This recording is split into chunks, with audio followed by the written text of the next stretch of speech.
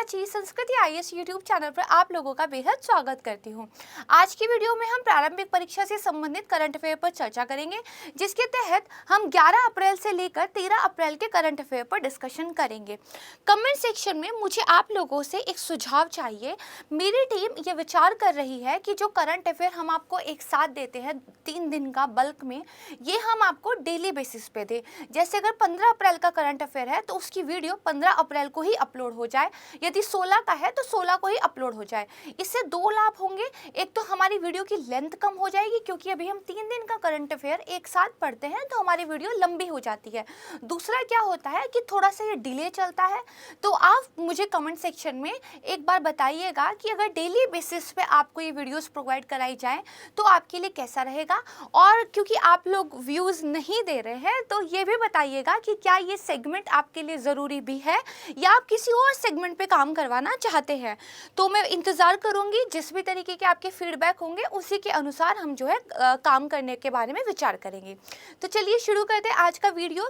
देखिए, अब संस्कृति आईएएस की तरफ से एक जो 14 अप्रैल है यानी कि आज ही है, सामान्य अध्ययन का फाउंडेशन बैच स्टार्ट हो रहा है। इसकी जो क्लास की टाइमिंग है वो 11:30 बजे सुबह की है।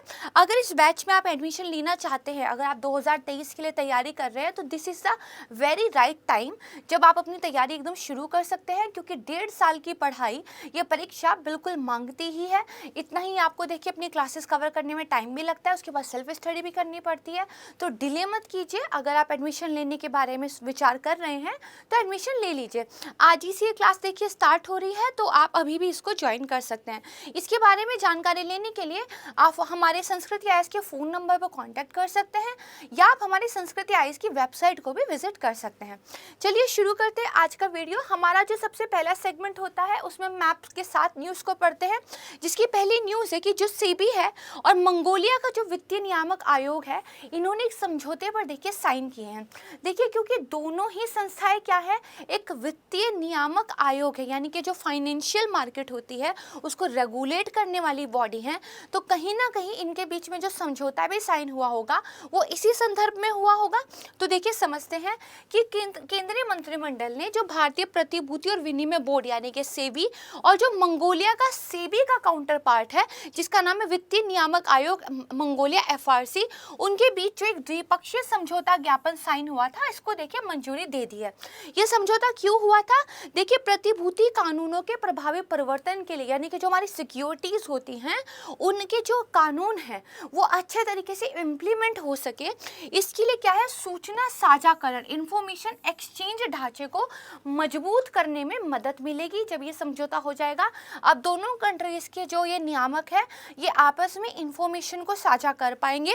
इसके अलावा देखिए, तकनीकी सहायता कार्यक्रम शुरू किए जाएंगे, जिससे अधिकारियों को पूंजी बाजार के बारे में, गतिविधियों के बारे में प्रशिक्षण कार्यक्रम जो है दिए जाएंगे और इसके माध्यम से उनको लाभ भी होगा। यहाँ पर देखिए मंगोलिया का हम मैप देख लेते हैं। इसकी जो राजधानी है उसका नाम है उलान बटोर। ठीक है, ये मंगोलिया है। यहाँ आप देखेंगे चाइना से बॉर्डर करता है। ठीक है, अगर आप ऊपर की तरफ देखेंगे तो रशिया से बॉर्डर करता है। और यहाँ पर देखिए एक इंपॉर्टेंट लेक है जिसका नाम है लेक बैकॉल। ठीक है, तो थोड़ा सा ध्यान रखिएगा इसके मैप को और बॉर्डरिंग कंट्रीज को भी आप ध्यान रखिएगा। चलिए नेक्स्ट देखते हैं। असम के अंदर कुछ मेगालिथ्स जो है हमें मिले हैं और इसीलिए न्यूज़ में है। ये सेकंड टॉपिक है आपका। देखिए, जो पुरातत्वविद हैं उन्होंने 65 बड़े किसके, बलुआ पत्थर के, ध्यान रखिएगा, बलुआ पत्थर के कलश या मेगालिथ की जो है पहचान की है, जिनके बारे में ये माना जा रहा है कि जो असम का हसाओ जिला था उसमें 4 स्थलों पर ये अनुष्ठान करने में जो है कुछ पूजा पाठ करने में यूज होते थे। ठीक है, कुछ कलश लंबे हैं, कुछ बेलनाकार हैं, कुछ आंशिक रूप से या पूरी रूप से बाहर है या फिर दबे हुए हैं। ठीक है, देखिए कुछ 3 मीटर तक ऊंचे और 2 मीटर तक चौड़े थे। कुछ कलश पे देखिए नक्काशी भी की गई है, बल्कि अन्य जो है सादे हैं। ये देखिए नॉर्थ ईस्ट का एक मैप है। अगर आप असम का जो है मैप इस पर बॉर्डर डालेंगे तो आपको एक चीज़ पता चलेगी कि नॉर्थ ईस्ट की लगभग हर स्टेट के साथ ये बॉर्डर करता है, चाहे वो मेघालय हो, ठीक है, त्रिपुरा हो, मिजोरम हो, मणिपुर हो, नागालैंड हो या अरुणाचल प्रदेश हो। ठीक है, यहाँ इनकी जो राजधानियाँ हैं उनके के बारे में भी बताया हुआ है, इसको थोड़ा सा देख लीजिएगा। इसके बाद देखिए, जो ये असम के मेगालिथ है इनका क्या इतिहास रहा है इसके बारे में बात कर लेते हैं। 1929 में पहली बार जो ब्रिटिश सिविल सेवक थे, एक जेम्स फिलिप थे और दूसरे जॉन हेनरी थे, इन्होंने जो असम का दीमा हसाओ है वहाँ पर 6 साइट्स में जिनके नाम दिए गए हैं इन कल्चरों को देखा था। यानी कि सबसे पहली बार इनको कब देखा गया था? 1929 में।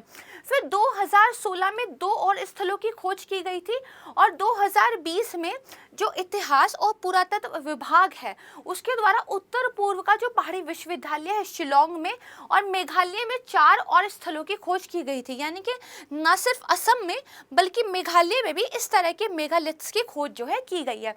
फिर देखिए एक स्थल है जिसका नाम है नुचू बंगलो, वहाँ पर 546 कलश पाए गए थे और जो विश्व में इस तरह की सबसे बड़ी साइट थी। तो एक नाम ध्यान रखिएगा जिसका क्या नाम है? नुचू बंगलो। ठीक है, तो ये क्यों फेमस है? क्योंकि विश्व की इस तरह की सबसे बड़ी ये साइट है। ठीक है, कि स्टेटमेंट के रूप में पूछा जा सकता है। अब हम नेक्स्ट न्यूज़ पे चलते हैं। उसके बाद देखिए हमारा नेक्स्ट टॉपिक है ग्रेट इंडियन बस्टर्ड, गीबी भी जिसको बोलते हैं। हमेशा चर्चा में रहता है, प्रश्न पूछने की संभावना हमेशा रहती है और कभी ना कभी प्रश्न आ भी जाता है, तो हमें प्रिपेयर करके रखना चाहिए। ये क्यों न्यूज़ में है? देखिए सर्वोच्च न्यायालय ने पिछले साल जो राजस्थान और गुजरात की राज्य सरकार थी या फिर आप कह सकते हैं वहाँ की जो विद्युत कंपनियां थी उनको ये कहा था जो हाई टेंशन विद्युत लाइनें हैं, जो बहुत पावर की हाई वोल्टेज की जो इलेक्ट्रिक पावर लाइनें हैं उनको क्या कर लीजिए? भूमिगत कर दीजिए, ताकि ये जो हमारे ग्रेट इंडियन बस्टर्ड है, गीबी है या फिर जो लेसर फ्लोरिकन है, इन पक्षियों को, ये बड़े पक्षी हैं, इनको करंट लगने से बचाया जा सके। ये तो पिछले साल हुआ था, अब ये न्यूज़ में क्यों है? अब देखिए सर्वोच्च न्यायालय ने इन लाइनों को भूमिगत करने पर क्या कार्य चल रहा है उसका निरीक्षण करने का जो है आदेश राज्य सरकारों को दिया है कि आप देखिए कंपनियां किस तरीके से काम कर रही हैं। ये देखिए इसकी एक पिक्चर दिखाई गई है। अब देखिए इसको क्या बड़ा भारतीय तिलोर या फिर गोंडा वर्ण या गुरायन भी कहते हैं, इसका वैज्ञानिक नाम यहाँ पर दिया गया है। वजन देखिए काफ़ी होता है, 14 से 15 किलोग्राम का, लंबाई 4 फीट तक होती है और अपने वजन और लंबाई की वजह से जब ये उड़ रहा होता है तो हवा में दिशा बदलने में इसको क्या है? कठिनाई होती है।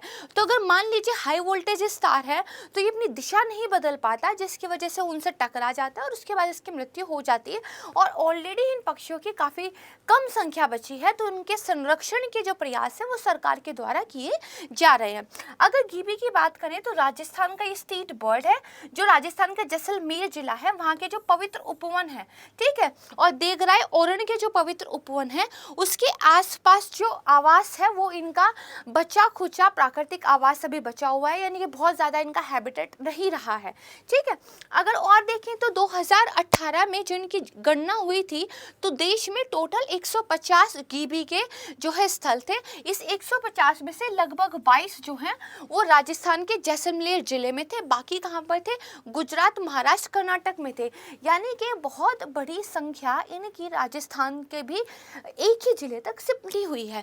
ठीक है, इसके बाद क्योंकि इनकी संख्या बहुत तेजी से गिर रही थी तो प्रोजेक्ट टाइगर के समान ही इनके लिए भी राजस्थान सरकार ने 2013 में एक प्रोजेक्ट ग्रेट इंडियन बस्टर्ड को जो है प्रारंभ किया था। तो ध्यान रखिएगा गीबी के लिए भी एक प्रोजेक्ट ग्रेट इंडियन बस्टर्ड चलाया जा रहा है, किसके द्वारा? राजस्थान सरकार के द्वारा।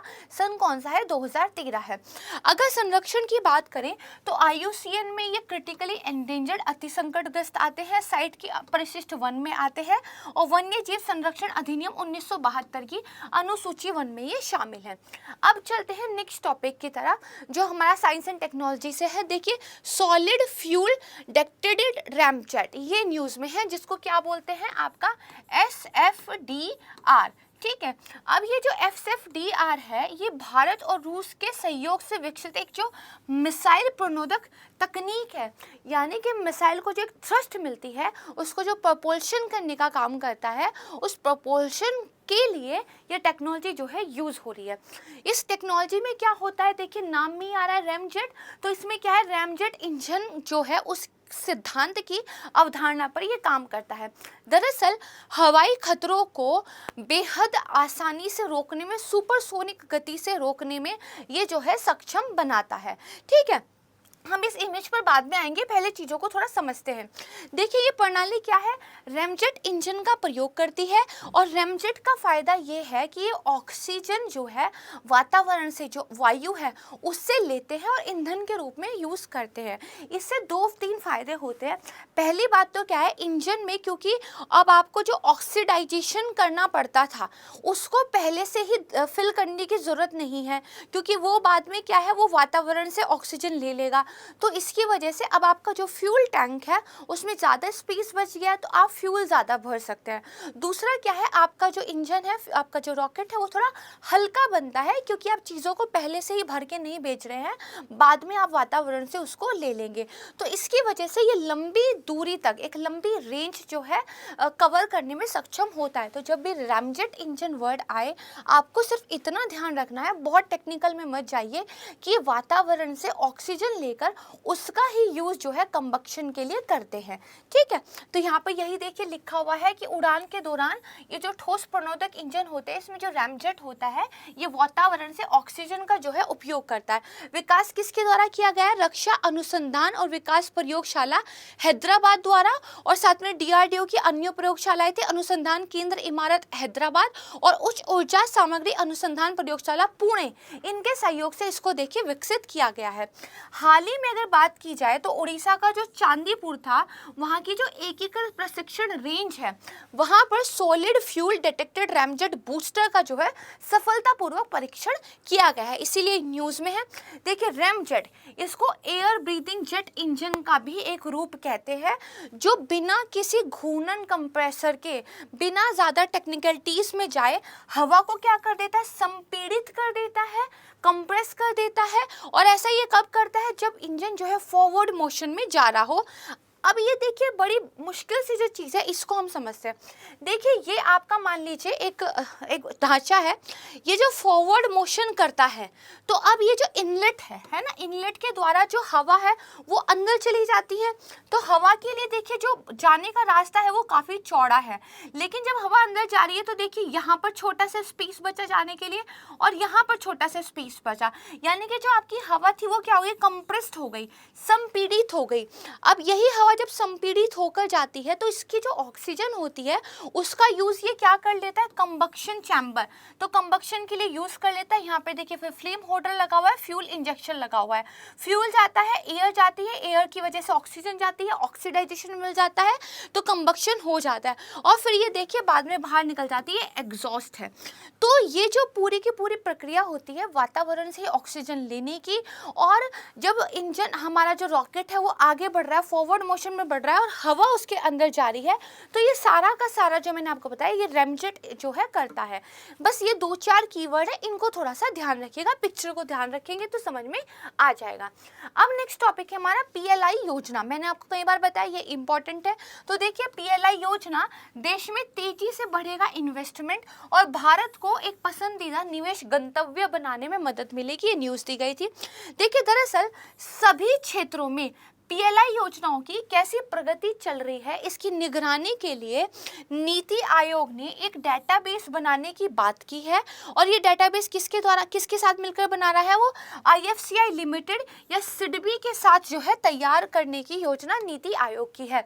इस डेटाबेस से क्या होगा कि जिन इंडस्ट्रीज़ को, जिन सेक्टर्स को हम PLI योजना के तहत प्रोत्साहन दे रहे हैं वो कितना वैल्यू एडिशन कर रहे हैं, कितना मूल्यवर्धन हो रहा है, जो प्रतिबद्धताएं की गई थी उसके विरुद्ध कितना वास्तविक निर्यात हो रहा है, कितना रोजगार सृजन हो रहा है, इन सारी चीज़ों को ये डेटाबेस जो है कवर करेगा।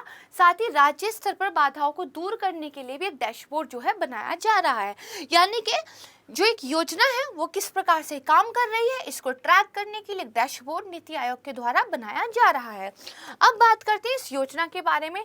तो उच्च आयात प्रतिस्थापन, यानी कि हमारे यहाँ कुछ सेक्टर्स जो इंपोर्ट पर आधारित हैं उनको सेल्फ डिपेंडेंट बनाना, आत्मनिर्भर भारत, मेक इन इंडिया के सपने को साकार करना और इंपोर्ट पर उनकी डिपेंडेंसी खत्म करना, ये इसका एक जो है आप कह सकते हैं लक्ष्य है।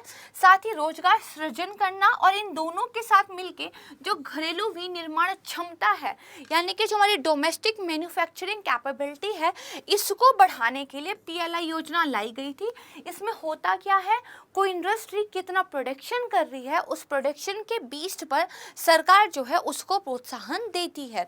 इसके बाद देखिए, जब ये योजना शुरू हुई थी 2020 में, तो 3 उद्योगों को ही बस लक्षित किया गया था। कौन कौन से? मोबाइल और उससे रिलेटेड घटक, विद्युत घटक और चिकित्सा के उपकरण। लेकिन बाद में इस योजना के तहत करीब 14 क्षेत्रों को जो है प्रोत्साहन दिया जाने लगा, क्योंकि इसकी क्या है, व्यापक संभावनाएं लगी गवर्नमेंट को। वो 14 क्षेत्र कौन कौन से यहाँ दिए गए हैं। इस योजना के तहत जो विदेशी कंपनियां हैं उनको भी भारत आकर अपनी इकाइयां स्थापित करने के लिए भी आमंत्रित किया जाता है। और देखिए, घरेलू उद्योगों को भी अपनी उत्पादन इकाइयों का विस्तार करने के लिए प्रोत्साहन इस योजना के तहत जो है दिया जाता है। ठीक है, ध्यान रखिएगा। इसके बाद चलते हैं नेक्स्ट टॉपिक, माइक्रोस्वीमर। देखिए, हम जब कोई दवाई खाते हैं तो क्या वो किसी एक चीज़ को टारगेट करती है? नहीं, वो हमारे ब्लड में घुल जाती है और वो हमारी पूरी बॉडी को ही अफेक्ट करती है। इसलिए कहा जाता है कि मेडिसिन के जितने फ़ायदे हैं उतने साइड इफ़ेक्ट्स भी होते हैं। लेकिन अगर हम ऐसी एक तकनीक बना लें जो दवाइयों को जहाँ पहुँचाना है उसी टारगेट जगह पर पहुँचाए, तो कितना बेहतर होगा। इससे क्या होगा, हमारे शरीर के जो अन्य अंग है वो उस दवाई से प्रभावित होने से बच जाएंगे। तो अब उस दवाई को उस टारगेट तक पहुंचाने के लिए कुछ हमारे पास एक साधन भी तो होना चाहिए। तो ये काम करते हैं माइक्रोबॉट्स। छोटे छोटे रोबोट्स होते हैं, इनके अंदर दवाई फिल कर दी जाती है, हमारे बॉडी के अंदर तैर कर ये टारगेट तक पहुंच जाते हैं और वहाँ पर उस दवाई को छोड़ देते हैं। कैंसर जैसी बीमारियों में जहाँ हमें टारगेट ट्रीटमेंट करने की बेहद आवश्यकता होती है, इनका बहुत ज़्यादा यूज़ है। क्योंकि कैंसर जैसी जो बीमारियाँ हैं उनका जब इलाज होता है तो उनके लिए हम जो मेडिसिन खाते हैं वो उनके साइड इफ़ेक्ट्स काफ़ी ज़्यादा होते हैं। तो अगर टारगेट डिलीवरी की जाए तो एक तो बीमारी से जल्दी मुक्ति मिलेगी, दूसरा साइड इफ़ेक्ट से बचेंगे। तो यही काम जो माइक्रोबोट्स कर रहे हैं, इन्हीं माइक्रोबोट्स को प्रकाश माइक्रोस्वीमर भी जो है कहा जाता है। ये आप देख सकते हैं, ब्लड के अंदर छोटे छोटे रोबोट्स देखिए गए हैं और इनके अंदर मेडिसिन है। ये आप देख सकते हैं, यहाँ पे मेडिसिन दिखाई गई है और ये टारगेट डिलीवरी करने का जो है काम करेंगे। अब ये न्यूज़ में क्यों है? देखिए, मानव शरीर में बेहतर दवा वितरण करने हेतु माइक्रोबोट्स को स्थानांतरित करने के लिए, उनको चलाने के लिए ईंधन के रूप में प्रकाश का उपयोग करना संभव है। ऐसा हाल ही में वैज्ञानिकों ने पता निकाला है। लाइट का यूज करके आप इन माइक्रोबोट्स को बॉडी के अंदर भेज सकते हैं, ये हमें पता चला है। देखिए, मतलब ये है कि दवा वितरण प्रक्रिया कैंसर कोशिकाओं के प्रति चुनिंदा रूप से संवेदनशील होती हैं। और ये जो माइक्रोबोट्स होते हैं, इनको जिनको माइक्रोस्विमर्स के नाम से भी पहचाना जाता है, ये उन चुनिंदा लक्षित जगह पर दवाई को छोड़ देते हैं। बात की जाए कहाँ पे ये रिसर्च हुई है, तो Max Planck Institute for intelligent system और Max Planck Institute for solid state research Stuttgart Germany द्वारा किया गया है। ये जो माइक्रोबोट्स होते हैं, ये द्विआयामी बाई डायरेक्शनल यौगिक जो होता है, पॉलीकार्बन नाइट्राइड, इसके जो है बने होते हैं। माइक्रोबोट्स क्या हैं? जैसे छोटे इंसान, ये वैसे ही है। ठीक है, 1 से 10 माइक्रोमीटर तक ये होते हैं और चमकदार रोशनी मिलने पर ये क्या है, एक्टिवेट हो जाते हैं। ठीक है, ये ध्यान रखिएगा। नेक्स्ट टॉपिक की बात करते हैं, राज्य ऊर्जा और जलवायु सूचकांक। देखिए, नीति आयोग ने इसको लॉन्च किया है और ये सब पहला सूचकांक है जिसका उद्देश्य जलवायु और ऊर्जा क्षेत्र में राज्यों और केंद्र शासित प्रदेशों द्वारा जो प्रयास किए जा रहे हैं उनको ट्रैक किया जा सके। देखिए, ऊर्जा की पहुंच, ऊर्जा खपत, ऊर्जा दक्षता, पर्यावरण के सुरक्षा में सुधार के प्रयास, इन पर राज्यों को जो है रैंकिंग दी जा रही है। इसके अलावा राज्य स्तर पर सस्ती, सुलभ, कुशल, स्वच्छ ऊर्जा संक्रमण के एजेंडे को चलाने में मदद करना भी इसका विजन है। अगर बात की जाए तो ये जो state energy and climate index है, ये स्टेट को, यूटीज को 6 मापदंडों पर रैंक प्रदान करता है। वो 6 मापदंड कौन कौन से हैं, यहाँ पर देखिए दिखाए गए हैं। वर्गीकरण की बात कीजिए तो यूटीज को और स्टेट्स को इसने 3 समूहों में वर्गीकृत किया है, फ्रंट रनर्स, अचीवर्स और एस्पिरेंट्स। अगर शीर्ष प्रदर्शनकर्ता की बात करें तो गुजरात, केरल और पंजाब, इन्होंने बहुत अच्छा परफॉर्म किया है। अगर बात करें छोटे राज्यों की तो गोवा, त्रिपुरा और मणिपुर ने अच्छा परफॉर्म किया है। असंतोषजनक प्रदर्शन की बात करें तो देखिए छत्तीसगढ़, मध्य प्रदेश और झारखंड के राज्य जो है पीछे रह गए हैं। इस इंडेक्स के बारे में ध्यान रखिएगा।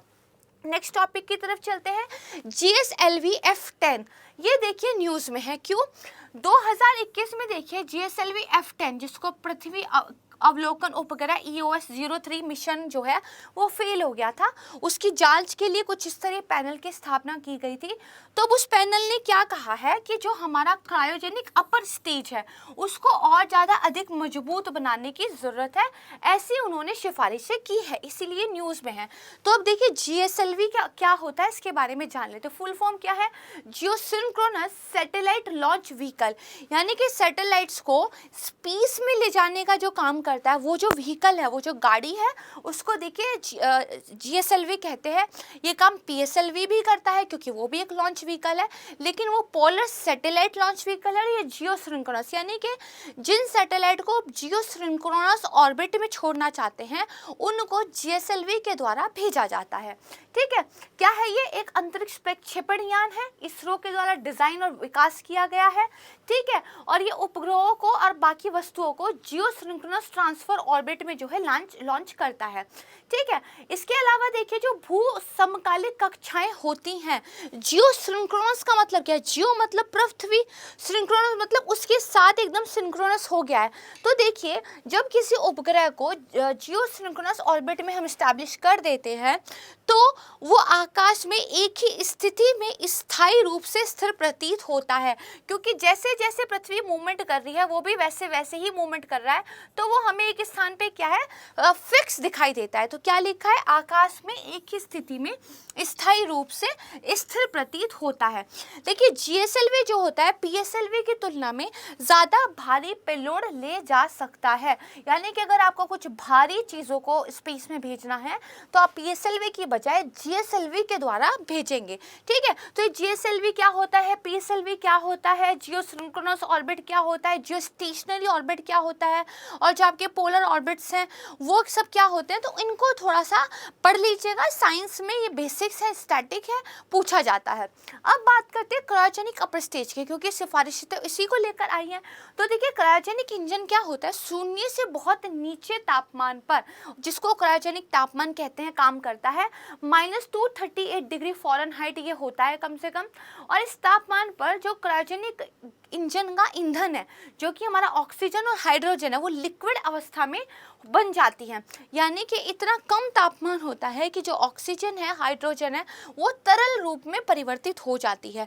देखिए इसके बाद क्या बताया? इसी लिक्विड ऑक्सीजन को और लिक्विड हाइड्रोजन को क्रायोजेनिक इंजन में जलाया जाता है, कंबक्शन इसका किया जाता है, और इसके जलने से इतनी ज़्यादा ऊर्जा जो है प्राप्त होती है कि क्रायोजेनिक इंजन को 4.4 किलोमीटर पर सेकेंड की रफ्तार जो है मिल जाती है। तो ये काफ़ी क्या है, डेवलप टेक्नोलॉजी है। और इसमें बस ध्यान रखिएगा टेम्परेचर के बारे में और लिक्विड जो है इसके अंदर ईंधन होता है इसके बारे में। ठीक है, इतना हो गया। अब नेक्स्ट टॉपिक की तरफ चलते हैं। Helina anti tank guided missile ये है। तो देखिए एंटी टैंक गाइडेड मिसाइल मतलब टैंक के खिलाफ ये यूज होती है। ठीक है, तो यहाँ पे देखिए भारत द्वारा पोखरण में एंटी टैंक गाइडेड मिसाइल जिसका नाम है हेलिना, इसका सफलतापूर्वक परीक्षण किया गया, इसीलिए ये न्यूज में है। DRDO के अनुसार विश्व के जो सबसे उन्नत ये एंटी टैंक मिसाइल होते हैं, या जो सबसे उन्नत हथियार हैं टैंकों के खिलाफ, उनमें से ये एक है। ये जो परीक्षण है DRDO द्वारा विकसित तीसरी पीढ़ी की जो फायर एंड फॉरगेट श्रेणी की मिसाइलें थी, के सत्यापन परीक्षणों का भी हिस्सा था। इनके फायर एंड फॉरगेट वाली जो मिसाइल्स थी उनका भी यहाँ पर जो है साथ में एक्सपेरिमेंट किया गया। हेलिना की फोटो देखिए दिखाई गई है। अब अगर हेलिना के बारे में बात करें तो जो रक्षा अनुसंधान और विकास प्रयोगशाला है DRDL हैदराबाद, उसके द्वारा जो है इसको लॉन्च किया गया है। अधिकतम सीमा है इसकी 7 किलोमीटर। और इसे देखिए जो advanced light helicopter, advance light helicopter हमारे कौन से थे? जो LAC थे। ठीक है, हेलीकॉप्टर के साथ हथियार युक्त संस्करण के एकीकरण हेतु डिजाइन और विकसित किया गया है। यानी कि जो हमारे एडवांस लाइट हेलीकॉप्टर्स हैं, ठीक है, उनके साथ इसको इंटीग्रेट किया जा सकता है। ठीक है, इसके अलावा जो पारंपरिक कवच और विस्फोटक प्रतिक्रियाशील कवच के साथ युद्धक टैंक को भेदने में ये सक्षम है। इसके अलावा सेना और जो वायुसेना है, दोनों के हेलीकॉप्टर के साथ इसको इंटीग्रेट किया जा सकता है। और अगर हेलिना को वायु संस्करण की बात करूं तो ध्रुवस्त्र के रूप में देखिए जाना जाता है। तो अगर कभी क्वेश्चन आ जाए ध्रुवस्त्र क्या है, तो ये भी एक एंटी टैंक गाइडेड मिसाइल है, हेलिना ही है, बस फर्क इतना है इसको वायुसेना यूज कर रही है। ठीक है, तो इसका थोड़ा सा नाम जो है चेंज हो गया। अब देखिए नेक्स्ट टॉपिक है संगीत नाटक अकादमी और ललित कला अकादमी पुरस्कार हाल ही में दिए गए हैं। तो देखिए उपराष्ट्रपति वेंकैया नायडू ने 43 प्रख्यात कलाकारों को 2018 के लिए संगीत नाटक अकादमी फेलोशिप और संगीत नाटक पुरस्कार जो है प्रदान किए हैं। तो ये न्यूज़ में हो जाएगा। तो सबसे पहले फेलोशिप की बात कर लेते हैं। ये देखिए बहुत ही हाई डिग्री का सम्मान है, जो सबसे प्रतिष्ठित और दुर्लभ सम्मान है और एक बार में अधिकतम 40 लोगों को ही जो है दे सकते हैं। क्या क्या मिलता है इसमें ये बताया गया है। फिर संगीत नाटक अकादमी पुरस्कार की बात की जाए तो संगीत, नृत्य, रंगमंच, पारंपरिक लोक जनजातीय संगीत, नृत्य, थिएटर, कठपुतली प्रदर्शन कला में समग्र योगदान या छात्रवृत्ति के क्षेत्र में कलाकारों को ये पुरस्कार जो है दिए जाते हैं। ताम्रपत्र मिलता है, कुछ नगद मिलती है, ये देखिए बताया गया है। अब बात करते हैं ललित कला अकादमी पुरस्कार की। तो जो राष्ट्रीय ललित कला अकादमी पुरस्कार हैं ये कला के क्षेत्र में उत्कृष्ट कार्य करने के लिए व्यक्तियों को सम्मानित जो है यहाँ पर किया जाता है। ठीक है, इसके बाद बात करते हैं संगीत नाटक अकादमी के बारे में। यहाँ पर बस इतना ध्यान रखिएगा जो फेलोशिप वाला पुरस्कार है वो सबसे ज़्यादा हाई डिग्री का जो है पुरस्कार है। तो देखिए संगीत, नृत्य और नाटक के लिए भारत की क्या है, एक राष्ट्रीय अकेडमी है। ये 1952 में जो शिक्षा मंत्रालय है उसकी एक प्रस्तावना के द्वारा डॉक्टर PV राजमन्नार जो है इसके पहले अध्यक्ष थे। वर्तमान में ये संस्कृति मंत्रालय के अंतर्गत क्या एक ऑटोनोमस इंस्टीट्यूट है, स्वायत्त निकाय है और बेसिकली जो भारत सरकार है उसके द्वारा पूरी तरह से वित्त पोषित है। ठीक है, ये देखिए जो राष्ट्रीय महत्व के संस्थान होते हैं उनकी जो है स्थापना करता है, उनकी देखभाल करता है। और जो राष्ट्रीय नाट्य विद्यालय जैसे नई दिल्ली, यानी कि कुछ हमारे राष्ट्रीय महत्व के संस्थान हैं उनकी निगरानी करना, उनकी हेल्प करना, उनको रेगुलेट करने का काम करता है। वो कौन कौन से हैं, राष्ट्रीय नाट्य विद्यालय नई दिल्ली, इसके अलावा देखिए इम्फाल में जवाहरलाल नेहरू मणिपुर नृत्य अकादमी, कथक केंद्र है, कुटियाट्टम है। ठीक है, इसके अलावा देखिए ललित कला अकादमी है, इसके बारे में बात करते हैं। देखिए ललित कला अकादमी का उद्घाटन हुआ 5 अगस्त 1954 को। ठीक है, और जो मौलाना अबुल कलाम आज़ाद है उनके द्वारा किया गया था और उसके बाद से ही जब से स्थापना हुई है तो जो भारतीय कलाकार हैं उनको बड़ा क्या क्या आप कह सकते हैं प्रोत्साहित करता है। और इसका हेडक्वार्टर कहाँ है, नई दिल्ली में। पढ़ लीजिएगा, आपको याद हो जाएगा। नेक्स्ट टॉपिक की बात करते हैं। आज हमारे साइंस एंड टेक के ही ज़्यादा टॉपिक थे। उन्नत पिनाका MK1 रॉकेट सिस्टम। तो देखिए राजस्थान के पोखरण में इसका सफल परीक्षण किया गया और इस परीक्षण में विभिन्न प्रकार के युद्धपोत, फ्यूज आदि का भी जो है प्रदर्शन किया गया जो इस पिनाका सिस्टम का एक हिस्सा है, इसके साथ यूज किए जाएंगे। ये EPRS क्या होता है ये पढ़ लेते हैं। देखिए पिनाका संस्करण का ही और ज़्यादा जो डेवलप्ड वर्जन है उसी को EPRS बोलते हैं, जो पिछले 1 दशक से भारतीय सेना की जो है सेवा में है। और पुणे स्थित जो DRDO प्रयोगशाला है, आयुध अनुसंधान और विकास प्रतिष्ठान तथा उच्च ऊर्जा सामग्री अनुसंधान प्रयोगशाला है, उसके द्वारा इसको डिजाइन और डेवलप जो है किया गया है। थोड़ा सा इसको ध्यान रखिएगा किसके द्वारा किया गया है। ठीक है, अब बात करते हैं पिनाका मिसाइल की। क्या होता है, मल्टी बैरल रॉकेट सिस्टम है।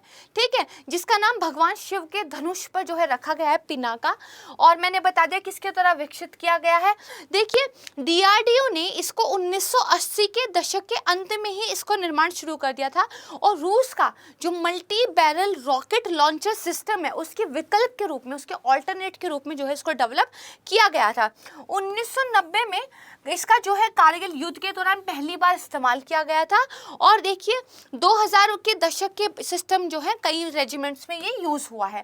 ठीक है, यानी कि आप ध्यान रखिएगा कि ये पहली बार ऐसा नहीं कि न्यू कुछ आया है, कारगिल के युद्ध में पहली बार जो है इसको यूज़ किया गया था। दूसरा बस ध्यान रखिएगा ये मल्टी बैरल रॉकेट सिस्टम है। ठीक है, इतना आपको समझ में आ गया। इसके बाद देखिए स्थायी जमा सुविधा जो ये न्यूज़ में है, यानी कि आपका स्टैंडिंग डिपॉजिट फैसिलिटी ये न्यूज़ में। देखिए RBI ने नकदी को सामान्य करने के लिए उठाया कदम, स्थायी जमा सुविधा की शुरुआत की।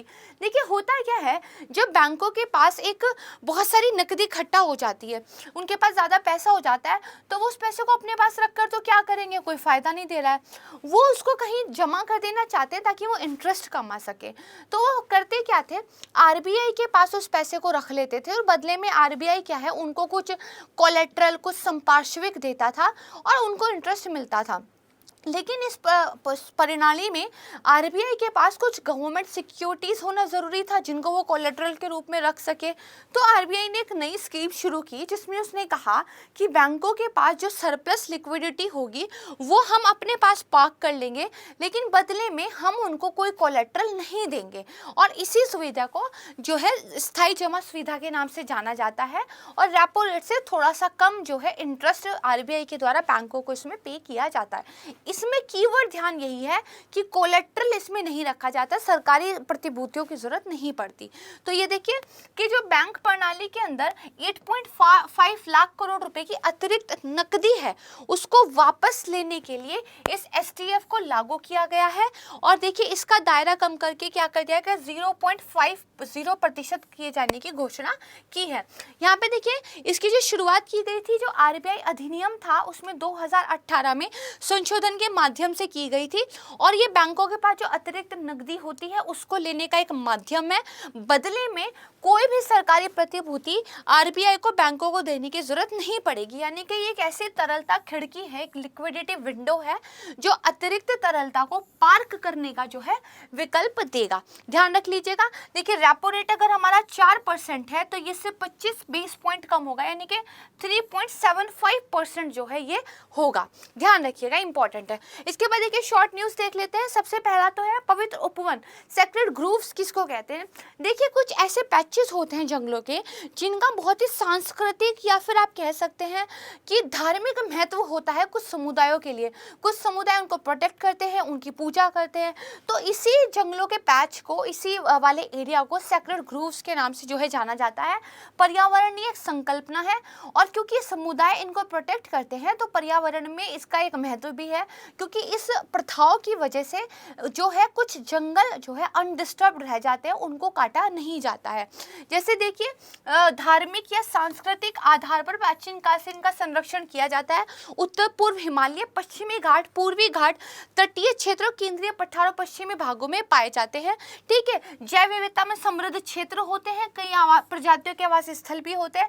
गोंड समुदाय तो देखिए हरे वृक्षों की कटाई भी नहीं करते, अगर कोई पेड़ ग्रीन है तो उसको कट भी नहीं करते। तो अगर कभी पूछ लिया जाए सेक्रेड ग्रूव्स क्या होता है तो आपको पता होगा। इसके बाद देखिए न्यूज में था HDV-1 आकाशगंगा की खोज की गई है, जो जापान के शोधकर्ता है उनके द्वारा खोज की गई है, और माना जा रहा है ये अब तक का सबसे दूर स्थित जो खगोलीय निकाय है।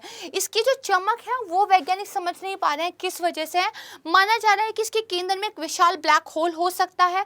ठीक है, इसके अलावा देखिए बताया गया है कि लगभग 33.4 बिलियन प्रकाश वर्ष जो है दूर है।